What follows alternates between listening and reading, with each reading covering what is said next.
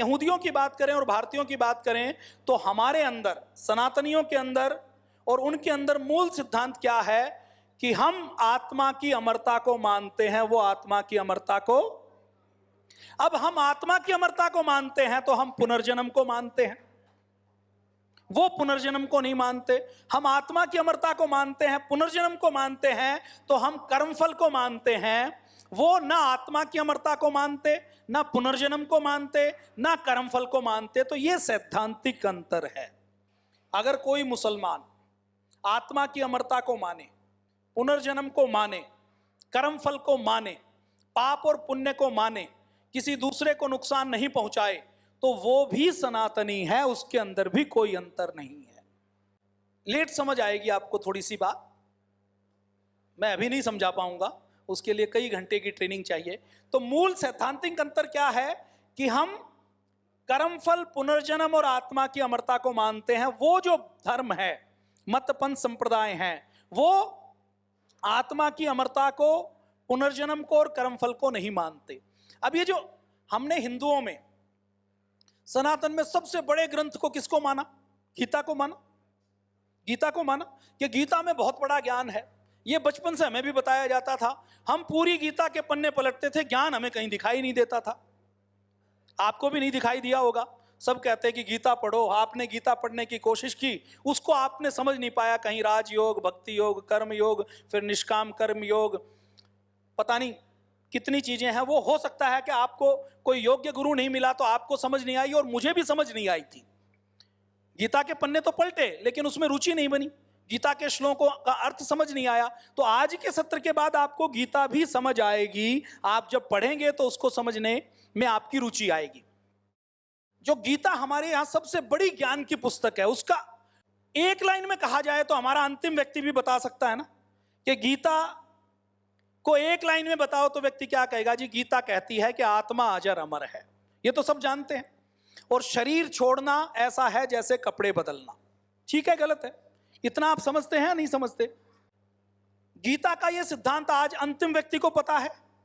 अब ये जो सिद्धांत है, आत्मा अजर अमर है, शरीर ऐसा है जैसे कपड़े बदलना, क्या इसको कोई नोबेल प्राइज विजेता वैज्ञानिक समझ सकता है? किसी लैब में इसकी टेस्टिंग हो सकती है? कोई व्यक्ति माइक्रोस्कोप लेकर, आधुनिक इक्विपमेंट लेकर इसको सिद्ध कर सकता है? तो जो आज का पूरा विज्ञान सिद्ध नहीं कर सकता, उस ब्रह्मांड के ज्ञान को देने का काम यदि किसी ने किया है तो वो भारतीय सनातन संस्कृति ने किया। अभी तक हम अगर बात करें तो पूरी दुनिया में जो खोज हो रही है वो शरीर पर हो रही है, या इस पृथ्वी के ऊपर जो कुछ हमारे आसपास है उसी फिजिक्स की, केमिस्ट्री की, बायोलॉजी की, नैनो टेक्नोलॉजी की खोज हो रही है। हम शरीर की कितनी भी नैनो टेक्नोलॉजी कर लें, लेकिन उसमें आत्मा को, चेतना को नहीं पहचान पाएंगे। इसकी खोज यदि करनी है तो इन इक्विपमेंट से नहीं हो सकती जो आज हमारे पास हैं। इसके लिए यंत्र भी हमें किसी और प्रकार के चाहिए या नहीं चाहिए? हमारे पूर्वजों के विज्ञान को सबसे शाश्वत ज्ञान और विज्ञान क्यों माना जाता है कि आप शरीर की कितनी भी खोज कर लें, आप यहां पर आए, 4 नंबर ब्लॉक में आप एक कमरे में रुके, 5 दिन बाद यहां से आप चले जाएंगे, तो आपके लिए ये केवल एक पड़ाव है ना। अब आप इस कमरे की कितनी भी रिसर्च कर लें, आपको जीवन में वो ज्ञान नहीं हो सकता जो केवल इस कमरे की रिसर्च करने से होगा, क्योंकि आपके पूरे जीवन का ये तो केवल कुछ 0.001% हिस्सा है ना। तो अब इसकी जीवन की केवल एक शरीर की खोज करेंगे तो हमें मोक्ष या मुक्ति नहीं मिल सकती। हमारे ऋषि मुनियों ने, हमारे पूर्वजों ने पुनर्जन्म के ऊपर, ब्रह्मांड के ऊपर, पृथ्वी के बाहर क्या है इसके ऊपर खोज की है कि मनुष्य का जीवन केवल एक जीवन नहीं है, ये तो पूरी आत्मा की अजरता, अमरता और पूरे उसके लाइफ स्पैन में एक छोटा सा पार्ट है। हमारी आत्मा लाखों सालों से है या नहीं है? अब मैं आपको कहता हूं कि आप गीता को मत मानिए। कोई व्यक्ति हो सकता है ना, आप तो मानने वाले हैं, श्रद्धालु हैं, आप किसी नए व्यक्ति को कहें कि आप सनातनी बन जाओ, आप उसको कहें मंदिर जाओ, तो वो नहीं जाएगा, वो कहेगा मंदिर में क्या मिलेगा। और आप में से कोई व्यक्ति मेरे सामने भी खड़ा और वो कहे कि मंदिर से लाभ मिलता है, तो अभी साबित किया जा सकता है कि मंदिर से कोई लाभ नहीं मिलता। क्या मंदिर के अंदर रहने वाले, 24 घंटे रहने वाले पुजारी के जीवन में दुख नहीं है क्या? क्या मंदिर के अंदर झाड़ू लगाने वाले व्यक्ति को पैसा मिल गया जो आपको मंदिर में जाने से पैसा मिलेगा? आप मंदिर में बीमारी ठीक करने के लिए जाते हैं तो क्या मंदिर में रहने वाले बीमार नहीं होते? क्या मंदिर में आप अपनी आयु बढ़ाने के लिए जाते हैं तो क्या मंदिर में रहने वाले लोग अमर हो गए? तो इसलिए आप किसी को कहो सनातन के नाम पे मंदिर जाओ, आपकी बात नहीं मानेगा। सनातन के नाम पे वो कहे कि भगवान को मानो, तो आप सिद्ध नहीं कर सकते कि भगवान है। तो मैं आज के सत्र की हम चर्चा कर रहे हैं इस बात के साथ कि आप मान लीजिए भगवान नहीं है, मान लीजिए आपके सामने कोई ऐसा व्यक्ति मिला, और आप मान लीजिए कोई मंदिर नहीं है, कोई देवी देवता नहीं है, और जो सब कुछ है विज्ञान है और प्रकृति है। विज्ञान और प्रकृति से तो कोई असहमत नहीं हो सकता। तो हमारे जो वेद दर्शन में कहा गया है उसके ऊपर विज्ञान की मोहर कैसे लगे और एक नास्तिक व्यक्ति को भी आस्तिक हम कैसे बना पाएं और अपने जीवन को अच्छा कैसे बनाएं, इसकी चर्चा आज हम करने वाले हैं। तो हमारा जो हिंदू धर्म का मूल सिद्धांत क्या है? पुनर्जन्म है, आत्मा की अमरता। आत्मा की अमरता को दूसरे शब्दों में कहा जाए तो पुनर्जन्म। और जब पुनर्जन्म है तो कर्मफल है। अगर हम पुनर्जन्म को और आत्मा की अमरता को सिद्ध कर देते हैं तो हमारा धर्म वैज्ञानिक हो जाएगा या नहीं हो जाएगा? ईसाई, यहूदी और मुसलमान, इनकी थ्योरी, इनका सिद्धांत झूठा हो जाएगा या नहीं हो जाएगा?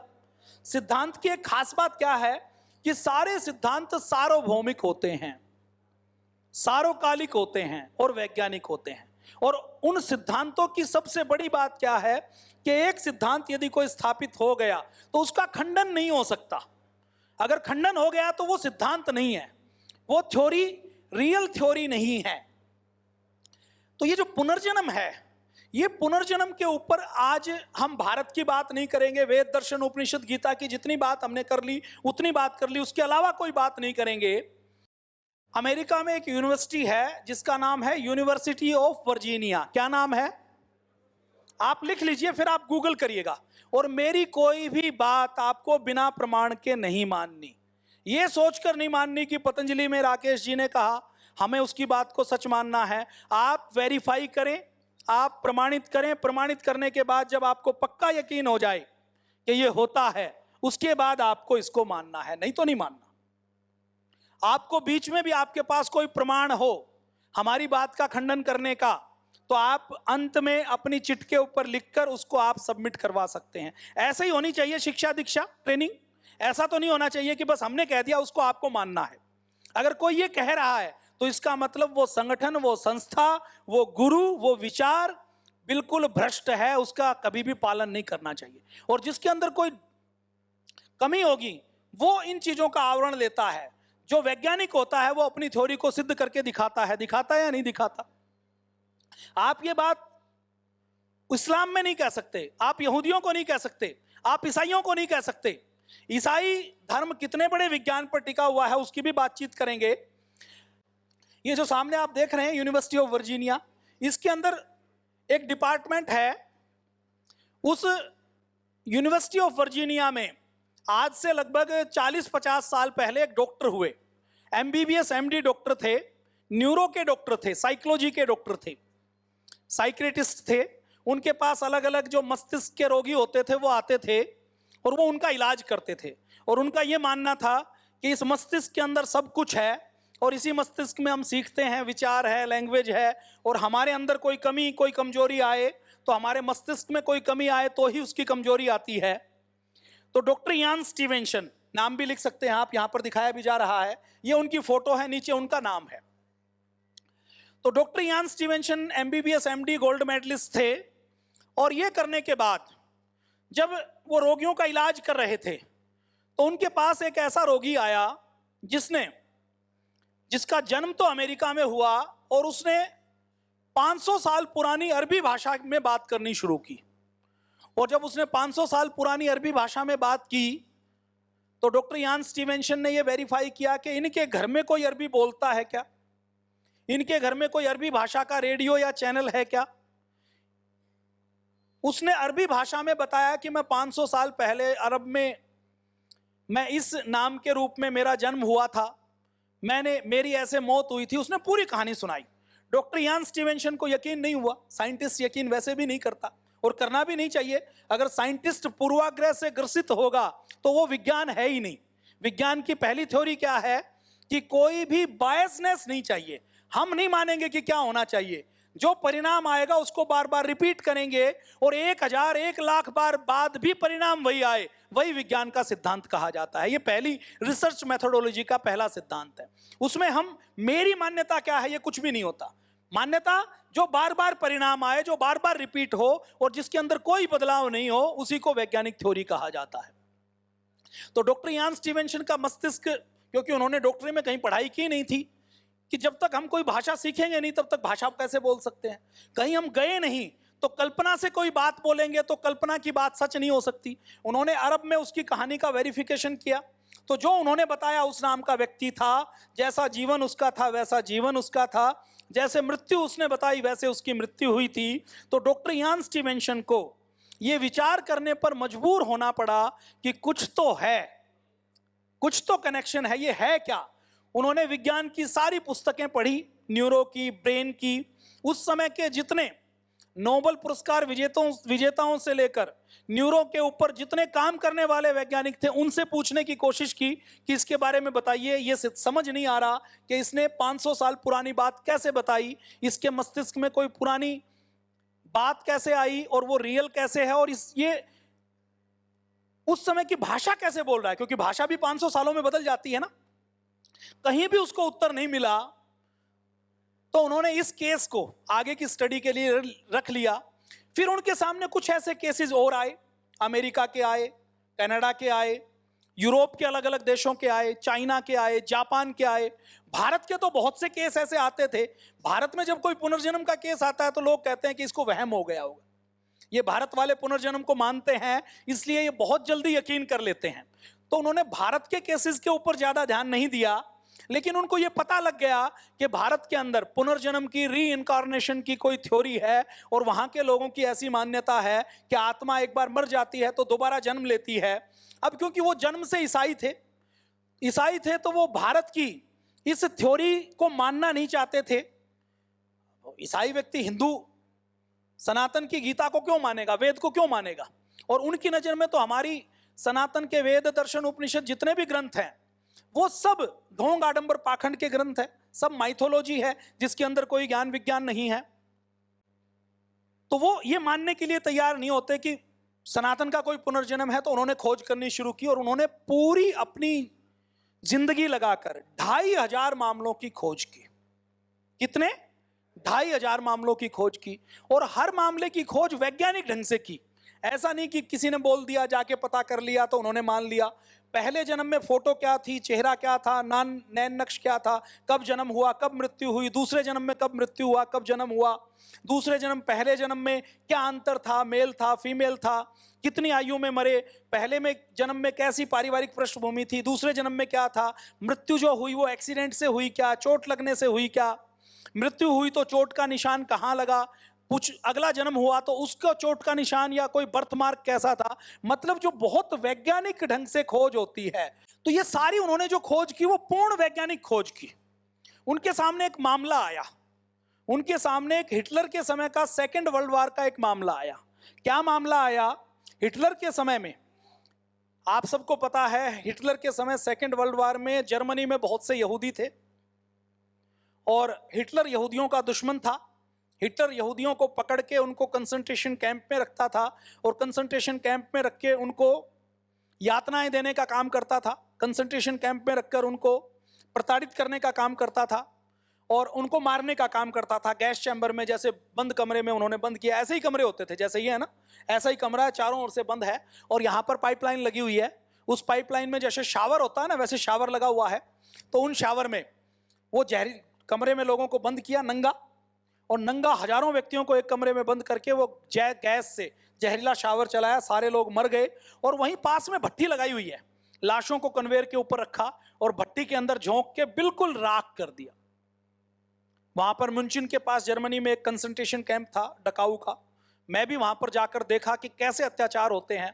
तो ट्रेन की ट्रेन भर के पूरे जर्मनी के अलग अलग हिस्सों से यह माना जाता है कि लगभग 20 लाख यहूदियों को हिटलर ने मारा। बस यहूदी है तो पकड़ के मारना है। तो एक यहूदी लड़की थी, एना फ्रैंक। एना फ्रैंक नाम की एक यहूदी लड़की थी। ये एना फ्रैंक नाम की एक यहूदी लड़की उस समय, आज का जो हॉलैंड है, नीदरलैंड है, उसके एम्स्टर्डम में रहती थी। कहां पर रहती थी? वहां पर जब नीदरलैंड पर, हॉलैंड पर हिटलर ने कब्जा कर लिया तो वो अपने पिता के साथ, परिवार के साथ रहती थी। एक ऊंचा सा इसका मकान था। तो वहां रहते हुए जब उनको पता लगा कि हिटलर की आर्मी पकड़ रही है, तो वो अपने परिवार के साथ, अपने घर के नीचे उनके कारखाना बना हुआ था, तो घर के ऊपर वाली मंजिल पर उन्होंने लाइट वाइट सब काट कर, पानी वानी सब काट कर, अपनी जरूरी चीजों को स्टोर करके, आलू को, फलियों को, जो चीज महीना, 2 महीना, 6 महीना चल सकती हैं, उनको स्टोर करके, जैसे अपने घर में ऊपर एक टंकी बनी होती है ना, कि टंकी के अंदर छुप जाते हैं, कोई ढूंढेगा तो नीचे तक ढूंढ के चला जाएगा, ये सबसे सेफ जगह है।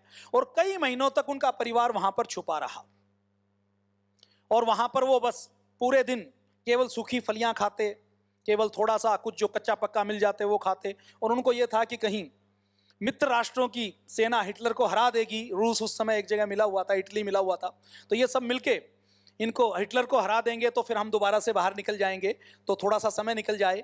अब इसके बीच में क्या होता है, हिटलर की सेना के लोगों को पता लग जाता है।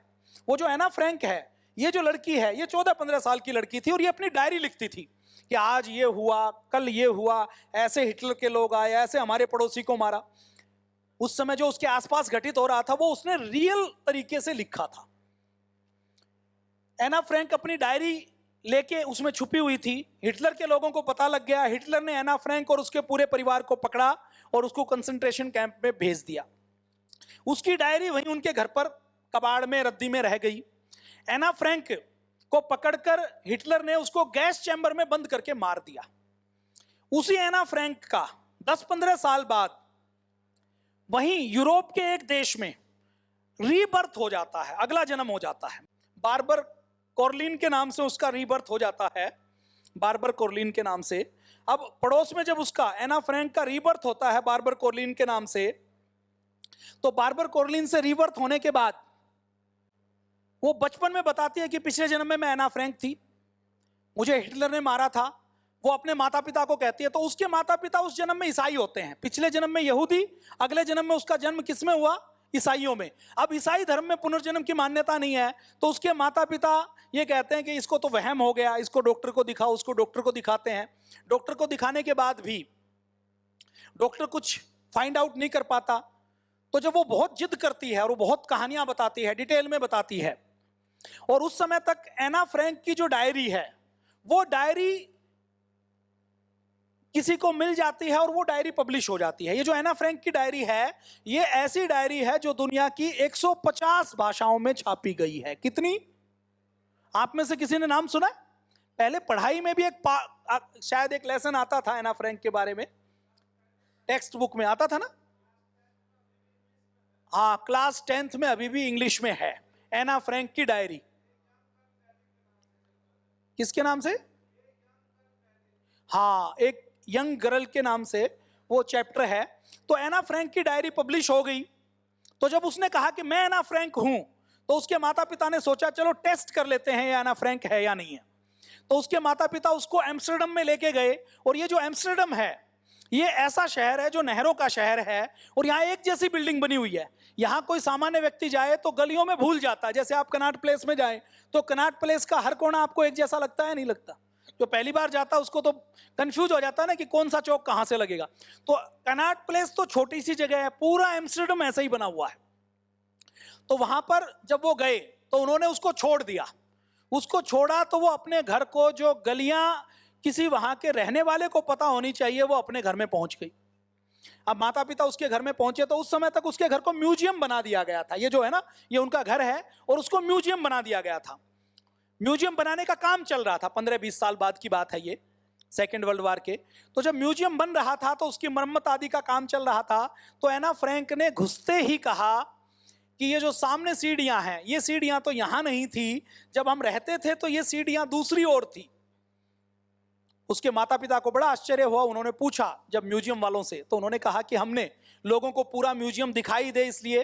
अब जैसे आप यहां से आए तो यहीं से वापस चले गए, लेकिन यहीं म्यूजियम बनाना हो तो हम कैसे करेंगे? इसके अंदर गैलरी बनाएंगे और आपको वहां से एंट्री की है तो एग्जिट कहां से करवाएंगे? यहां से करवाएंगे ताकि सब देखते हुए निकल जाएं, भीड़ नहीं हो। तो उन्होंने कहा कि म्यूजियम में सब लोग ठीक से देख पाएं, इसलिए हमने इसकी सीढ़ियों का लेआउट चेंज कर दिया है।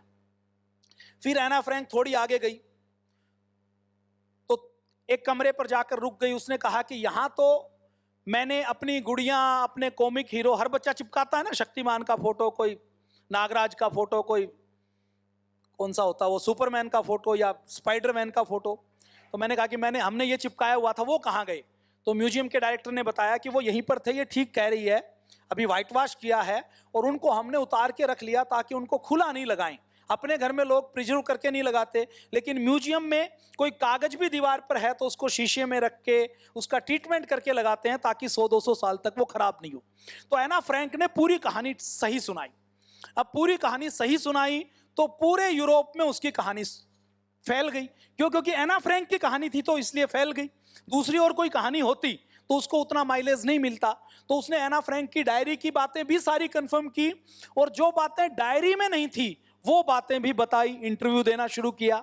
डॉक्टर यान स्टीवेंसन को अमेरिका से पता लगा कि यूरोप में ऐसे ऐसे एना फ्रैंक नाम की एक लड़की है जिसका सेकंड रीबर्थ हुआ है बार्बर कोर्लेन के नाम से, और वो बता रही है कि मैं एना फ्रैंक थी और पिछले जन्म में यहूदी थी और इस जन्म में क्या है, ईसाई है। तो उनकी और रुचि जागी तो उन्होंने इस केस की पूरी डिटेल स्टडी की कि कहीं ये लड़की इसलिए तो नहीं कह रही कि पिछले जन्म में ये फेमस लड़की थी, उसकी डायरी फेमस हो चुकी थी। कि कई बार लोग सेलिब्रिटी बनने के लिए भी झूठ बोल देते हैं। जैसे बहुत से लोग कहते हैं ना, गली गली में कहते हैं, चौकी लगाते हैं, अंदर मेरे अंदर देवी आती है, मेरे अंदर देवता आते हैं। तो है क्या कि वो सामान्य व्यक्ति है, कोई योग्यता नहीं है, तो ढोंग आडंबर पाखंड करके लोगों की अटेंशन खींचने का काम करते हैं। क्या करते हैं? अटेंशन लेते हैं ना, सेलिब्रिटी बन जाते हैं, काम चल जाएगा, पैसा मिल जाएगा। लोग मंदिरों के नाम से भी तो ऐसा करते हैं ना। दुर्योधन जिस तालाब में छुपा था वो तो एक तालाब होगा, वो हरियाणा में हो सकता है, कुरुक्षेत्र में हो सकता है, कैथल में हो सकता है, वो उत्तर प्रदेश में हो सकता है, जहां भी युद्ध भूमि के आसपास का क्षेत्र।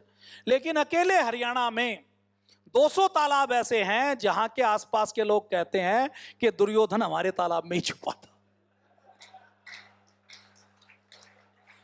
आप मथुरा वृंदावन जाओ तो वहां पर लपके मिलेंगे, आपको लपक लेंगे और लपकते ही कहेंगे कि यशोदा मैया का जन्म हमारे ही घर में हुआ था, राधा का जन्म हमारे यहां हुआ था। फिर अच्छा, मेन व्यक्ति का तो सबको पता है, फिर उद्धव जी को पकड़ लेंगे, किसी और को पकड़ लेंगे, किसी को नहीं पता। लेकिन क्यों? क्योंकि उससे उनको अटेंशन मिलती है। तो डॉक्टर यान स्टीवेंसन साइंटिस्ट थे, उन्होंने ये देखा कि कहीं ये एना फ्रैंक की जो प्रसिद्धि है उसको कैश करवाने की इनकी फैमिली की योजना तो नहीं कि इसको घोषित कर दें और उसके बाद लोगों की अटेंशन मिले, सेलिब्रिटी बन जाए। और आज एक कोई सेलिब्रिटी भी बनता है, 10-20-50 लाख फॉलोअर भी हो जाते हैं तो व्यक्ति 5-7 लाख रुपए महीना कमा लेता है। तो व्यक्ति ऐसे षड्यंत्र रचते हैं और भारत में भी चलते रहते हैं। आप गहराई से देखेंगे तो तुरंत पकड़ लेंगे कि इसके अंदर क्या योजना बनाई गई है। जगह जगह मंदिर बनते हैं ना, केदारनाथ मंदिर बना हुआ है तो उसके रास्ते में आपको 5 मंदिर बन जाएंगे कि शंकराचार्य रात को यहीं रुके थे। अब किसको पता है शंकराचार्य कहाँ रुके थे, और जिस झोपड़ी में रुके वो अब 1200 साल बाद है या नहीं है, लेकिन दुकानदारी चल जाती है। तो डॉक्टर यान स्टीवेंसन ने पूरी इन्वेस्टिगेशन की, और इन्वेस्टिगेशन किस आधार पे की? एक वकील की तरह कि इसको झूठा साबित करना है। और डॉक्टर यान स्टीवेंसन की इन्वेस्टिगेशन ने यह कहा कि ये जो बार्बर कोर्लिन कह रही है कि ये पिछले जन्म में एना फ्रैंक थी, ये तो पूरी तरह से सच है, इसको झुठाया नहीं जा सकता। इसने वो बातें बताई हैं जो डायरी में नहीं है और जिनको क्रॉस चेक किया जा सकता है। तो डॉक्टर यान स्टीवेंसन ने जब 2500 मामलों की रिसर्च की, कई सारी पुस्तकें लिखी, तो उन्होंने जब इस रीइंकार्नेशन पर पूरा यकीन हो गया तो उन्होंने कहा ये जो दिमाग की चीर फाड़ करके देखते हैं ना, ये तो बहुत छोटा विज्ञान है, सतही विज्ञान है।